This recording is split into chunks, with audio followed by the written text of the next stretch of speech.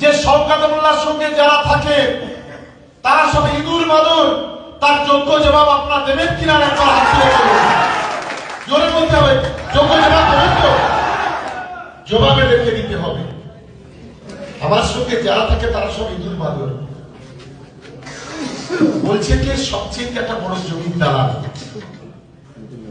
CPM এর সময় আমার মনে আছে, রেজাল্ট করলাম মন্ত্রী সাত্তার মোল্লা গিয়ে ধর্মা বলল কে?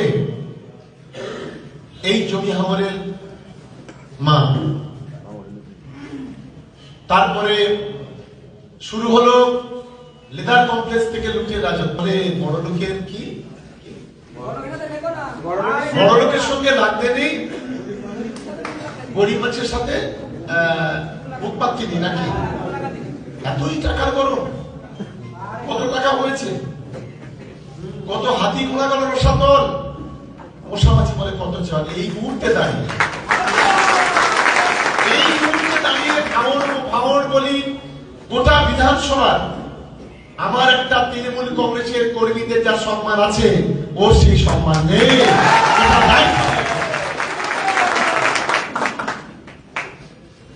আরেকটা ঘটনা বলি, না বললি হচ্ছে না, এটা জানা দরকার আপনাদের। আমি বলছি কারণ এরা কখনো পায়ে জড়িয়ে ধরতে পারে, আর কখনো আবার ঘাড় দিয়ে হাত দিয়ে ঘাড় ধরতে পারে। এই কারণে কথাটা বলছি। সাতগাছিয়ায় একদিন আমার গাড়িতে আছে গেল, ওখান থেকে মিটিং করে গেছি মকরপুরের কাছে। 2 লাখ টাকা দিয়ে জোর করে আমার হাতে দিচ্ছি। এই সামনে সাদে বসে আছে, ও আস্তে আস্তে বলছে দাদা এইটা দিতে হবে। তা আমি একটু অবাক হলাম, কে নেই আমাকে টাকা দেয় কেন? বলছে এত পাটিপুটি খরচ না। আমি না পাটিপুটি খরচ যা আছে আমাদের চলে যাবে, তোমার দিতে হবে না। আমি নেব না, আরো শুনবে না, চাপাচাপি হচ্ছে পিছনে। লাস্টে কি করলো, সেই টাকাটা আমার গাড়ির ওই বক্সের সাইডে যে খাপ মতো থাকে ওখানে রেখে চলে যাবে।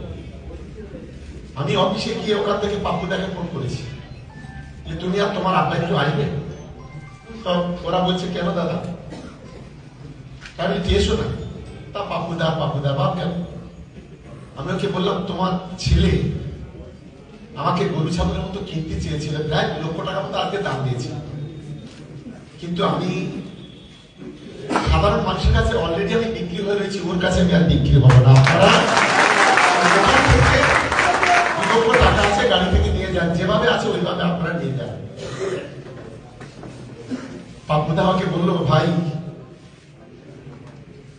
আমার খুব আজ তোমার প্রতি শ্রদ্ধা বেড়ে গেল। ওর কাছ থেকে যদি তুমি আজকে টাকা নিতে 2 লাখ, ও কালকে 2 কোটি বলে চিন্তা করো। যে শওকত মোল্লার সঙ্গে যারা থাকে তারা সব ইঁদুর মাদুর, তার যোগ্য জবাব আপনারা দেবেন কিনা একবার হাত তুলে বলুন। জোরে বলতে হবে, যোগ্য জবাব দেবেন তো? জবাবে রেখে দিতে হবে। আমার সঙ্গে যারা থাকে তারা সব ইঁদুর মাদুর। বলছে যে সবচেয়ে একটা বড় জমির দালাল। সিপিএম এর সময় আমার মনে আছে, রেজাল্ট করলাম মন্ত্রী সাত্তার মোল্লা গিয়ে ধর্মা বলল কে? এই জমি হামরের মা।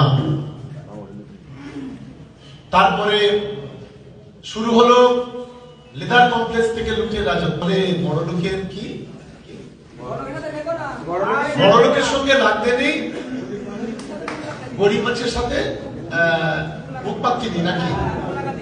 এতই টাকার গরম। কত টাকা হয়েছে?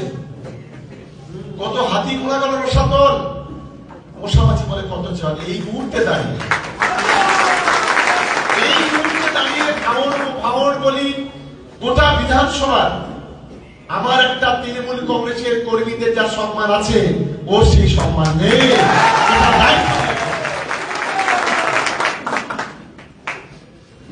আরেকটা ঘটনা বলি, না বললি হচ্ছে না, এটা জানা দরকার আপনাদের। আমি বলছি কারণ এরা কখনো পায়ে জড়িয়ে ধরতে পারে, আর কখনো আবার ঘাড় দিয়ে হাত দিয়ে ঘাড় ধরতে পারে। এই কারণে কথাটা বলছি।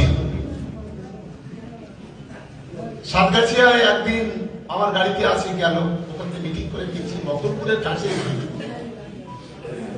2 লাখ টাকা দিয়ে জোর করে আমার হাতে দিচ্ছি।